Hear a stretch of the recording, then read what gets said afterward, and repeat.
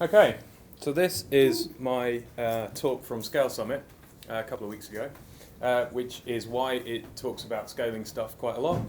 And specifically, they asked me to talk about scaling weird things. So it talks about scaling, and it talks about weird things that happened while scaling Second Life and EVE Online. I will this will take about 20 minutes, 25 minutes. So if there's stuff you want to talk about around virtual worlds and other aspects of Second Life and EVE, then there'll be time for questions at the end. Should be plenty of time. So first of all, what do we mean by virtual worlds? I'm using virtual worlds because these things used to be called virtual environments, and then virtual environments started meaning things like, Docker VMs and other such stuff. So I'm going to call them virtual worlds. When I was born, virtual world meant MUDs. So Richard Bartle at the University of Essex and Roy Trubshaw invented networked virtual worlds, text-based network virtual worlds, a long time ago. And MUD was the first one. It stood for multi-user domain. It also can stand for multi-user dungeon.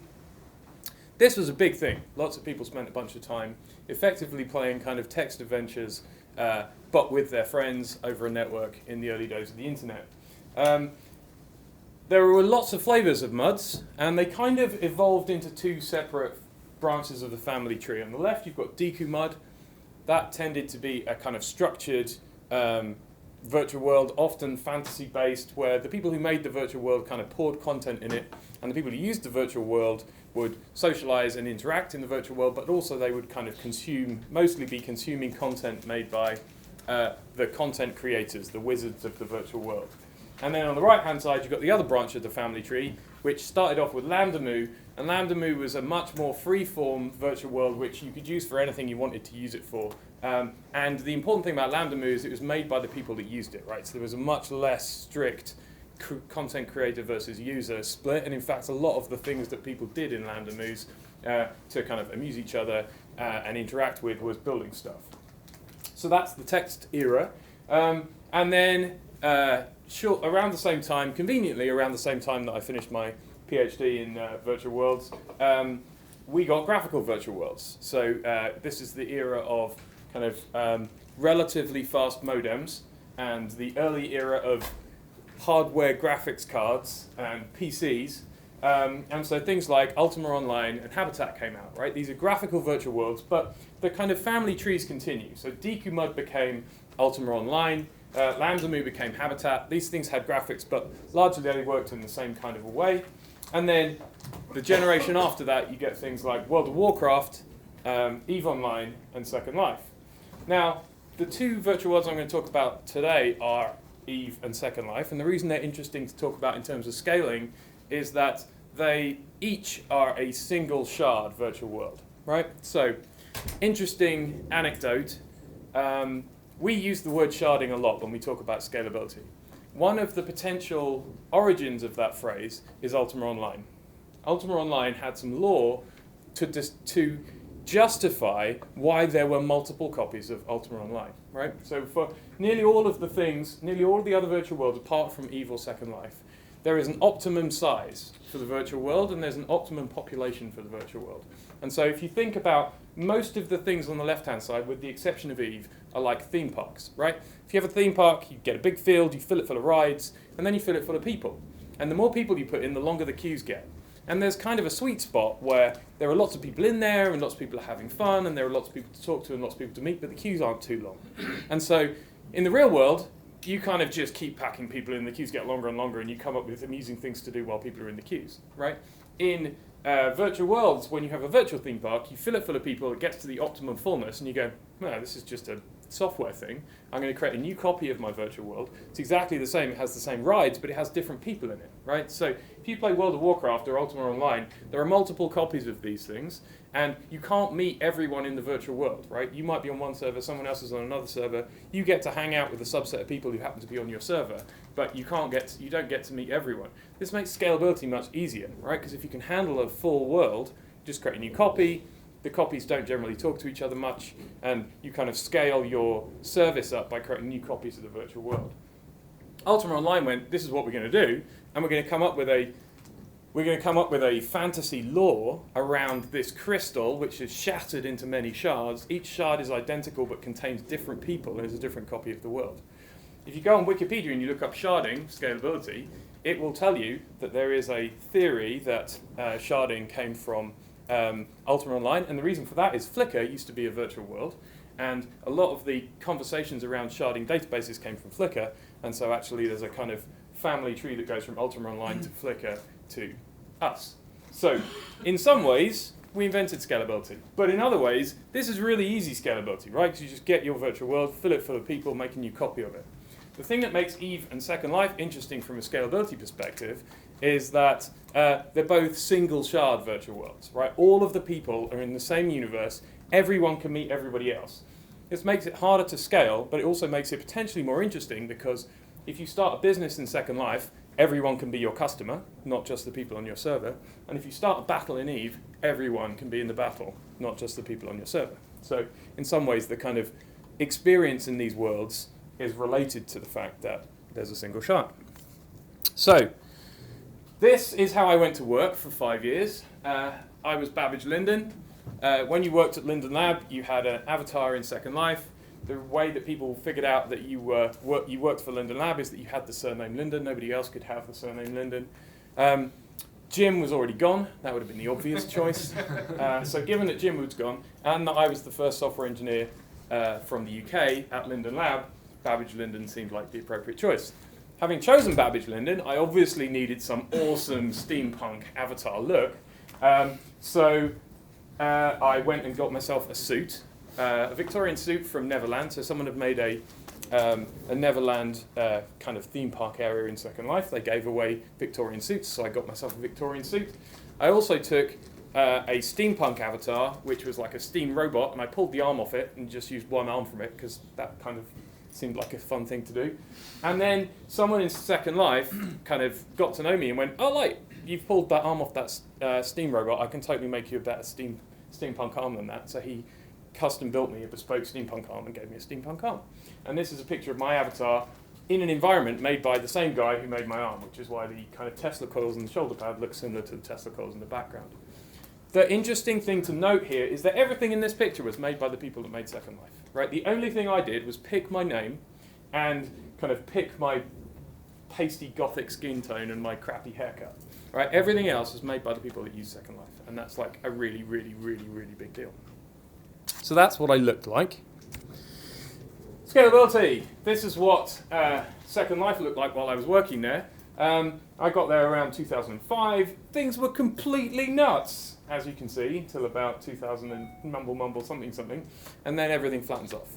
And so what happened here is that like you kind of see the hockey stick going up, lots and lots and lots of scalability in that first part, and then when it gets to the flat bit at the top, it's kind of like, all right, looks like we're done. And kind of Second Life filled its niche. It's interesting to note that a million people still use Second Life. So there was a huge amount of press in this growth period where everyone was like, oh my God, everyone's going to be using Second Life anytime now. And then not so much press afterwards. But people are still using Second Life. And it is still incredibly valuable to the people that use it. And the kind of people it's incredibly valuable to are the kind of people who find it, more difficult to socialize in the real world, right? So people who are living in small villages, people who find it difficult to get out. Interestingly, people who are on the who have difficulty communicating with people in real life for other reasons as well, can find it easier to communicate in social virtual worlds because the kind of range of communication is smaller, right? You don't have to do as much reading of body language. You can just like communicate via text and via kind of canned animations and via a much smaller set of social cues that are also much more obvious, right? And the reason that people have bananas avatars in Second Life is partly because everyone likes dressing up and it's totally fun, and it's partly because you kind of, in a low resolution world, it's much difficult to pick up on those subtle cues, so the subtle cues kind of get amplified into kind of much bigger cues. So people tend up waving their arms around like this instead of waving their arms around like this, right? Social cues tend to be magnified, and as a result, they tend to be easier to read, people who are not super good at reading those cues. So that's one way of looking at the scalability of Second Life.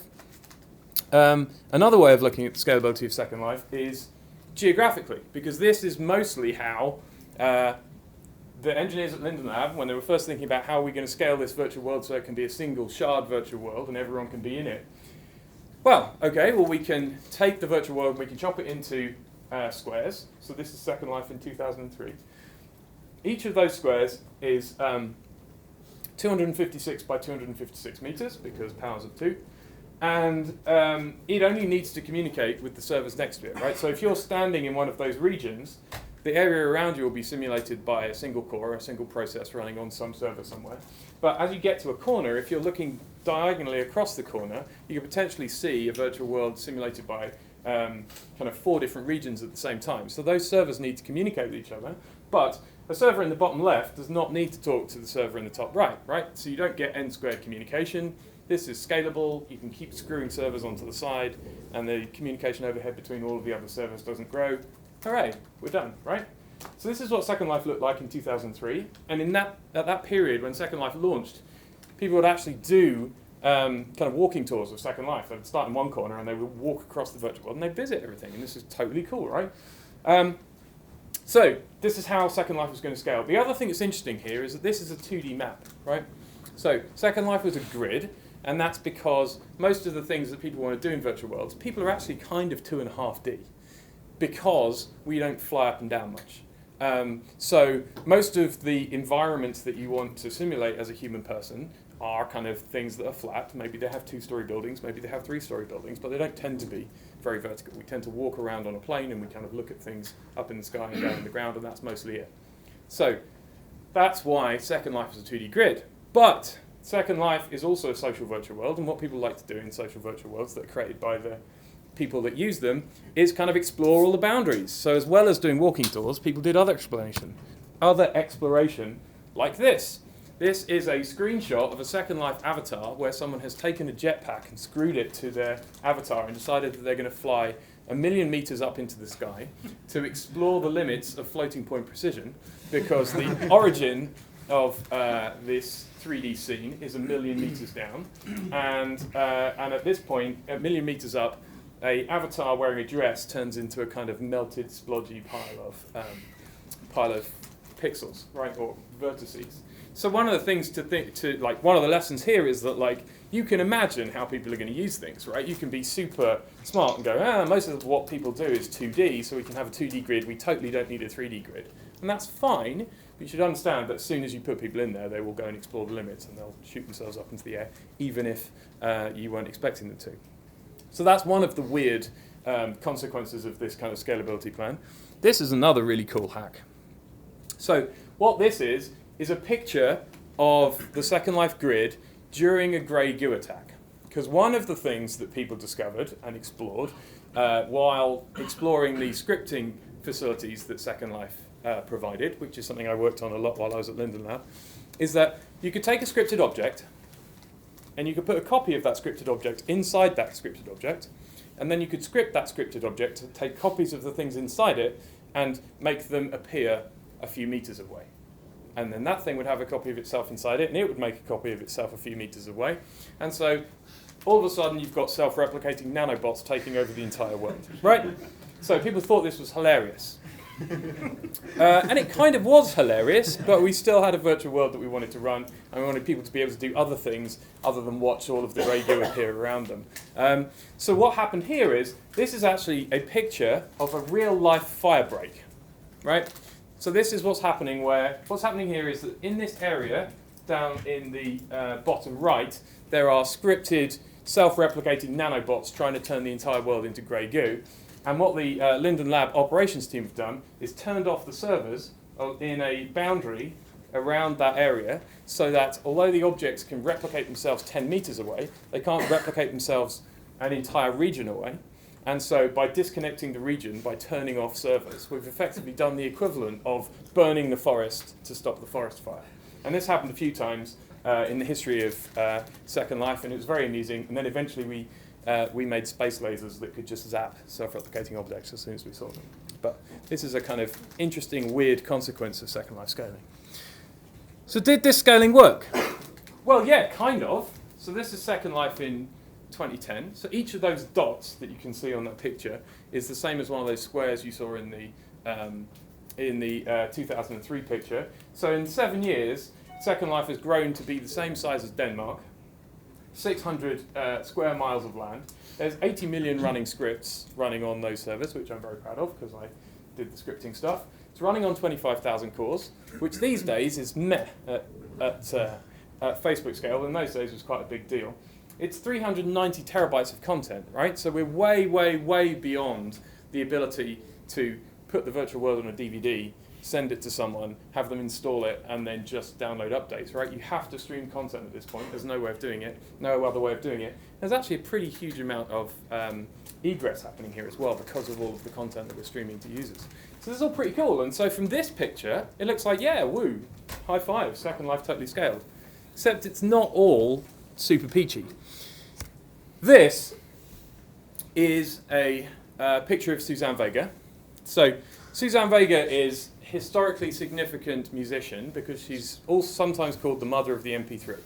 The reason MP3s sound so awesome is because the people who were making the MP3 format were big fans of Suzanne Vega, and so they would encode Suzanne Vega's music as MP3. They'd listen to it and they go, yeah, not quite right yet. So they'd keep tweaking it and they'd keep tweaking it and they'd keep tweaking it. And the reason the MP3 sounds as good as it does is because they wanted her music to sound incredibly good. So it was quite a big deal when Suzanne Vega came to Second Life to do a concert. So musicians doing concerts in Second Life was quite a big thing, is quite a big thing, because what you can do is you can stream MP3 onto a parcel of land, which means you can build a nightclub or you can build a music venue. You can have your musician or your DJ be in Second Life, be watching Second Life, communicating with people in Second Life, while at the same time playing songs on their guitar, streaming it to the plot of land, or DJing and streaming the output of their DJ mix to the plot of land, right? So gigs are quite a big deal in Second Life. Except when you get someone like Suzanne Vega appearing in your virtual world, all of your cunning scalability plans completely go out the window, because now all of a sudden all of the people in Second Life want to be in one spot. And so the fact that you've got an area the size of Denmark to spread people across doesn't help, because everyone wants to be in the same spot. And so what happens is people pile into the same simulator, everything slows down, eventually you get to some population limit and you go, sorry, no one can turn up. Right? So on the one hand, we've got the scalable virtual world, and on the other hand, we've got lots of frustrated people who want to see Suzanne Vega and can't. And so actually what they ended up doing was watching Suzanne Vega on the web, because there were web videos of Suzanne Vega's concert being streamed onto the web. And the other thing that was happening is, for the lucky people who got in here, they turned the population cap up to a relatively high number to let as many people as possible in, but the experience for those people was totally horrible, because the amount of simulation that was happening was slowing the region down. People were literally tearing their hair out. And by that I mean the hosts of the event were telling people to take their haircuts off, because the load created by distributing their haircuts was so great that it was adding to the server load, and nobody really cared what your haircut looked like. They wanted to look at Suzanne Vega. So there were literally lots of bald avatars watching this gig, and it became quite a thing, right? It just became a standard thing. You'd go to a gig in Second Life, people would say, right, take your haircut off, take your blinging jewellery off, take your shoes off, nobody cares. And so you'd end up with bald people in their underpants watching concerts. It's kind of not what you wanted. All over again. That's every evening. Right. So what we figured out here is that scalability is not just about like geographical scalability, which is easy. You just keep screwing servers on. You actually need to worry about people naturally wanting to go where the cool stuff is happening. Even if you try and spread it across the world, lots of people will try and clump together. The other thing is, you find that there are lots of parts of virtual worlds which are not scalable geographically, right? What happens is, when we get to the size of Denmark, it is no longer possible for you to start in one corner of the virtual world and walk to the other corner of the virtual world and kind of stop when you meet people you know. It's impossible, right? We're past the event horizon. There's more stuff being created than you could ever possibly experience. So you need good ways of finding it. You need good ways of finding your friends, and you need good ways of finding good content. And that stuff needs to scale.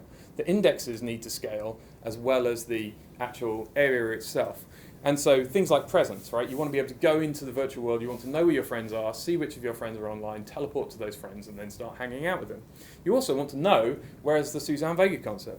And so the cool thing about that is we have the web for that. So in the same way that the web is incredibly powerful for indexing what's going on in the real world, it becomes incredibly powerful for indexing what's going on in the in the virtual world, and so you end up with blogs talking about the stuff that's happening in Second Life in the same way as you have blogs talking about the stuff that happens in the real world. The cool thing about Second Life is that the links in Second Life allow you to click on them and teleport to that location immediately, as opposed to reading about some cool concert that's on tonight and having to get the tube. So you ended up with this kind of situation where, yes, we've got this super scalable virtual world, and it's kind of using weather forecasting, kind of scientific grid style ways of scaling, but then you've got this other kind of scalable indexing system, which is the web, which works pretty well for that, which provides indexes into this huge geography. So actually the two things are incredibly useful together, and a lot of the time I spent on scripting, I spent kind of screwing these two things together, right? Building holes in between Second Life and the web so that you could do things like make HTTP requests to scripted objects in Second Life. So the other thing that, as well as having blogs indexing stuff that was going on in Second Life, you also had effectively the equivalent of e-commerce sites for Second Life, right? So you have people building Amazon for Second Life. So instead of having to walk around Second Life to find the haircut that someone's going to ask you to take off when you go to a concert, you can just go to the web, you can go to Amazon, you can search for haircuts, you can find them, you can click buy this thing, and then that will send an HTTP request to a vending machine in Second Life that will vend your haircut and send it to you in the virtual world. So that stuff is super powerful, and so once that thing became flat, that scalability graph became flat, and Linden Lab kind of no longer were in as dire need of my services, I ended up doing a similar thing at CCP. So I got to know Hilmar while I was talking about kind of Second Life in the virtual world kind of conference circuit of the mid-2000s. And so when I stopped working in Linden Lab, I ended up working at CCP. And so this was my avatar, darker and moodier, and with slightly better hair, certainly better sunglasses. So this was how I went to work for 2 years. And so I was doing similar things, right? I was building APIs to screw EVE Online to the web, so that people could do similar things, right? With what's going on in EVE Online? How do I know what's happening? It's really easy to build virtual worlds that become bubbles that are kind of completely impenetrable. But people who want to use those virtual worlds and want to know what's going on in those virtual worlds want to see that stuff on the web in the same way that they want to see the stuff in real life on the web. And so build virtual worlds that connect to the web and do it from the start. Don't come halfway through and go, oh yeah, we should connect our thing to the web, which is what I ended up doing for Second Life and for EVE Online. So, similar concurrent pilot graph. You'll notice that the scaling graph is kind of less bananas in the case of EVE Online. It actually kind of scaled pretty steadily over a long period of time, not quite as insane in terms of the engineering pressure there. And also it's worth knowing that, it's worth seeing that it kind of flattens off towards the right-hand side when I was there, but I was also there for kind of the period where EVE Online got to its peak and the biggest stuff happened. So let's look at the map version again. Instead of a grid, the universe of EVE Online is a graph. So New Eden is about 7,500 star systems. They're connected by stargates. 5,000 of them are known space. So that kind of, there's a 5,000 node graph that is relatively stable. And then there are 2,500 other nodes in that graph where the links between them are created and disconnected by wormholes, and that allows you to kind of find shortcuts. So although the world is kind of stable, all of a sudden, due to the way wormholes change, you might find yourself next to some people you weren't next to yesterday, and hilarious things with laser beams often ensue there. So I was connecting New Eden to the web. This is what it looked like. So one of the first things that the Crest API that I built got used for was connecting EVE Online, the PC MMO, to Dust 514, which is a PlayStation 3 game. The really interesting thing about this is that it meant that New Eden is a universe that exists on multiple scales, right? You have the scale of I'm flying a massive spaceship around space, and then you've got the scale of I'm running around on a planet. And these two things are connected by an HTTP API, which means that you can fly your spaceship to a planet and you can drop bombs on the people who are running around on the surface. And so this is what happens. This is an orbital strike in Dust 514 where a spaceship is dropping bombs on the planet. And this meant that this is the only API I've ever built that's killed me. multiple times. So, one of the things that EVE Online is famous for is space battles. Here is a spaceship with some other spaceships in the background. In the same way that everyone wants to be at the Suzanne Vega concert, everyone in EVE wants to be in the big space battle, right? And one of the easiest ways to get an edge in a space battle, if you're fighting 10 people, is to bring 11 people. But then they want to bring 12 people. But then you want to bring 13 people. And so it goes until, like, as both sides in the conflict try and get as many people in the same place at the same time to try to fight each other. And so you end up with a similar situation, right? Each star system in EVE is simulated on a core in a server. There are many cores. There are 7,500 star systems. We have the same geographical scalability solution that we had for Second Life, but we've also got the same problem, which is that everyone wants to get together in the same spot because that's where the action is happening, right? And so in both cases, Second Life and EVE Online have basically a single core server running a region of space, and that there's a main loop which goes, get me all the input, apply the input to the simulation, send the result to all the people who are watching. And so when you pile more and more people in, the simulation gets more and more complicated, you get more and more inputs, you've got more and more outputs. This loop gets longer and longer and longer and longer and longer, right? And so at the limit, the simulation step and the processing step becomes so huge that people give up waiting for the output and they go, okay, well, everything's stalled, nothing's happening, I give up, and they log off, right? And that happens both in the case of Second Life and in the case of EVE Online. But that's the kind of pathological case. There's this kind of like degradation phase that happens in the middle. And those two things are kind of different. In Second Life, what happens is that Second Life will steal from scripted behaviors first. So if you go to a heavily loaded Second Life region, you'll find that doors stop working and cars stop driving around, but you can still move, which is kind of cool because it means you can escape, right? You can teleport somewhere else because you're having a horrible time.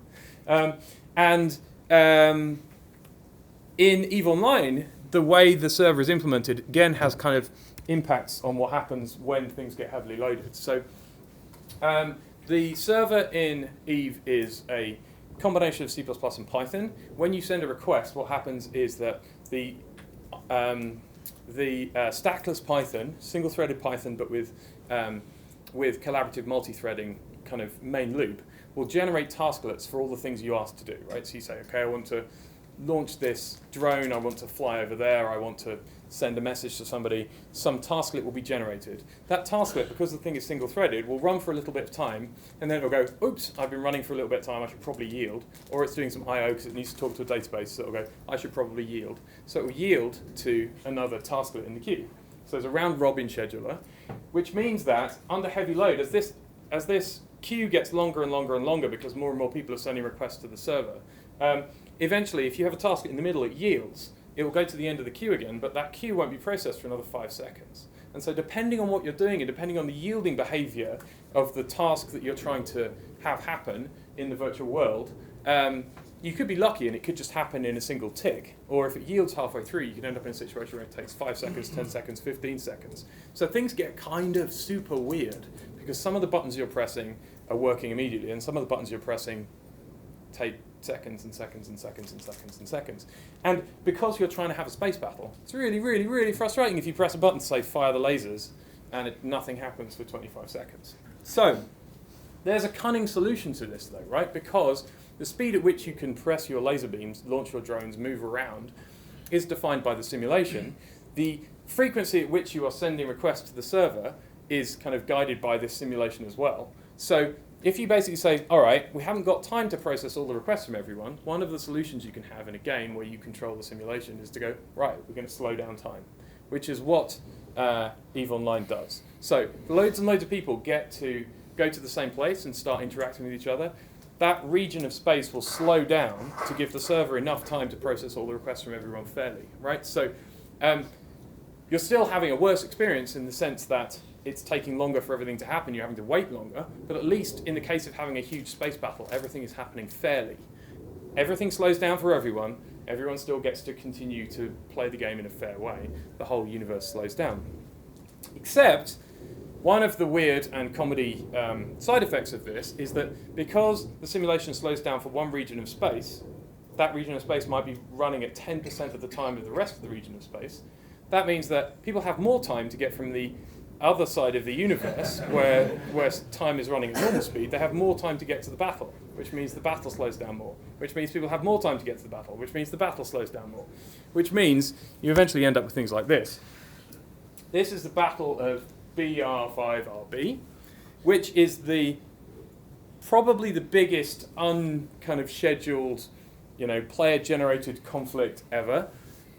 It lasted 21 hours because time slowed down. It involved 7,500 pilots on a single grid, so everyone's mutually aware of each other. So that's probably a record for kind of commercial virtual worlds. That's probably where you want to get to if you're trying to increase the state of the art. It also ended up being the only virtual battle that has a Wikipedia page. So I don't know if any of you have tried to make Wikipedia pages.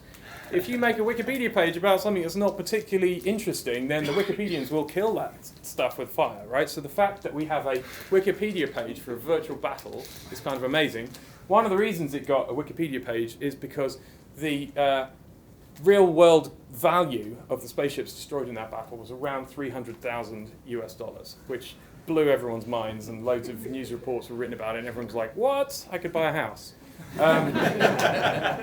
So that was kind of weird, and amusingly that created more feedback, right? Because loads of people read the news reports, went, this game sounds completely nuts, I want to go and check it out. So more people join EVE Online, which means battles happen, there's more people join the battles, which means time slow down and so on.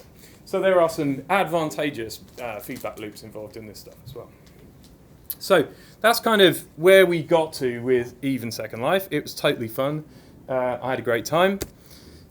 So what's going to happen in the future? What can we do better with virtual worlds if we're building social virtual worlds now?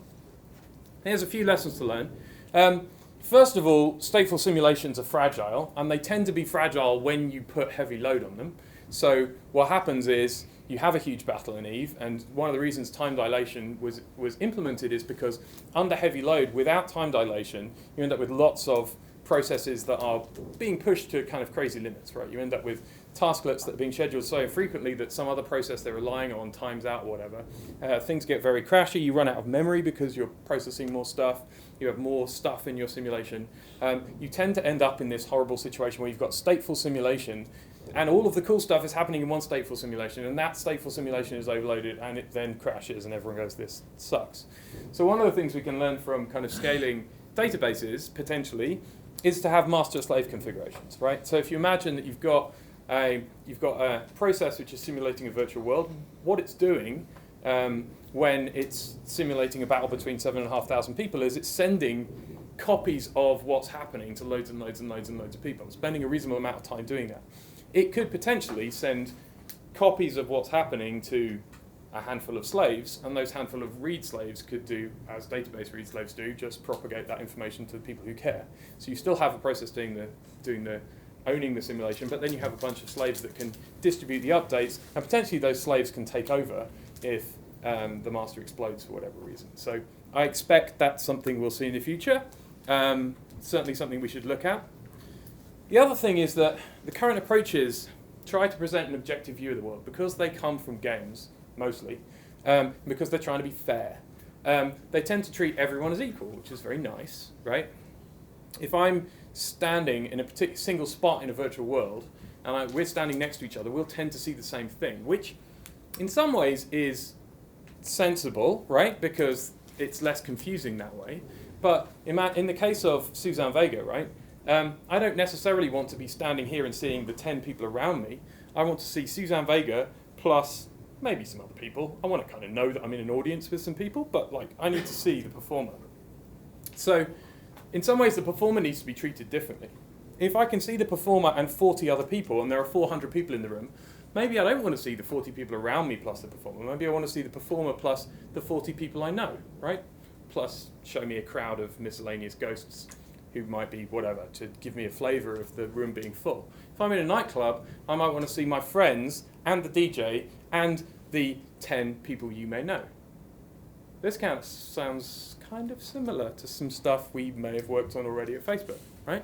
So I imagine we're going to see more asymmetric awareness, more subjectivity, I would like to see virtual worlds where we can go to Suzanne Vega concerts and have a great time. Any number of people can have a great time. Any number of people can see Suzanne Vega. We can all get a feel that we're at a big event and something cool is happening. But like, I don't want to go to a virtual world again and be told I can't come in. Or I don't want to go to a virtual world again and be told that I need to take my haircut off. That is kind of a bit lame. So we can do better than this. We can do better than this with asymmetric awareness and subjective awareness. We've seen this before in academic research. We haven't tended to see this much in commercial virtual worlds because they've come from games, right? Games do lodding. Games will go, this thing's far away, show less level of detail. But haven't seen games and social virtual worlds do much of the kind of like, we know who your friends are, therefore we'll show you different stuff. But we've seen that at Facebook. So, Facebook. I've been at Facebook since 2013. We didn't used to do social virtual worlds. Now apparently we do. So that's interesting. I've done a lot of work on this. I would like to help out kind of with Facebook's efforts in this area in the future. We know social stuff, right? We know who your friends are. We have lots of information about how to do this kind of, some of the subjectivity that I've been talking about. We also have fun and sometimes dress up, right? So we're kind of, you know, we can do this. We can totally do this. So that is pretty much everything I have to say. Second Life is still a thing. You can go and check it out. I encourage you to check it out. It's amazing. There's loads of amazing stuff happening in Second Life right now. If you're interested in social virtual worlds, you should go and check it out. EVE Online is still very much happening. The biggest intergalactic war in the last 5 years is currently raging in EVE Online, so now is an incredibly interesting time to go and join EVE Online and get exploded by people who know more about it than you do. And occasionally I blog about this kind of stuff as well on jimperbrick.com. So I am now going to stop recording this. Bye everyone, so that we can talk about Facebook stuff.